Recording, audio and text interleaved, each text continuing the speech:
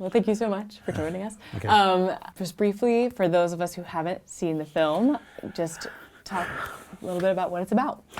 Well, Dog Eat Dog is a crime film. It's written by a guy named Ed Bunker, who was a lifetime criminal, spent most of his life in jail. And he wrote a series of terrific books about the crime life from the inside. And, you know, the theme of all of his books was, once you're in the life of crime, you'll never get out. But then he was the exception to his own theme, because he did, in fact, get out. But this is just about three kind of, you know, three sort of scuzzy, low-life, dumb criminals. It's sort of like, you know, the dumb bunch. So what do you think you learned from not just making a crime movie, which you hadn't done before, but a new kind of crime movie? Filmmaking is much different today, much different for your generation. You know, there was a generation that made the rules, there was a generation that codified the rules, a generation that broke the rules, my generation. There's a generation that laughed at the rules, Tarantino's generation, and now there's a generation that doesn't know there ever were rules. And that's who I was trying to make the film for. So I was trying to find a post-rules generation. And I brought together all my department heads. It was the first credit for all of them. And they were from different fields. They were from commercials and design and video games. And we got together and I just said, we can do anything we want. You know, just amaze me, surprise me, come up with ideas. And that's how I was able to break out of, you know, the shell. I've been making films for 40 years, and but I had this group, and you know, the moment somebody says, "Let's think outside the box," they are in the box already.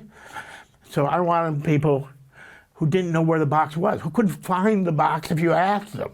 So is Nicolas Cage, do you think, an actor who didn't know there was a box? Well, he's never really known there's a box. What about Dafoe and Nicolas Cage in the roles that they eventually played? Because I know that wasn't how it was intended.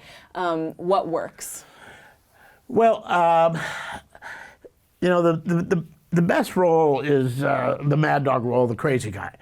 And I offered that to Nick, and Nick said, I just played a crazy guy. I want to play the straight guy. And I've worked often with Willem, and they were in a film 25 years ago called Wild at Heart. I thought that was kind of great together. So then I was able to offer Willem, you know, the psycho role. And it worked out very well for both of them. I mean, one of the problems that Nick Cage has in his films is, the good thing about Nick is that he gets your film made. The bad thing is that he eats up your budget, because, you know, virtually the whole budget of the film goes in his pocket.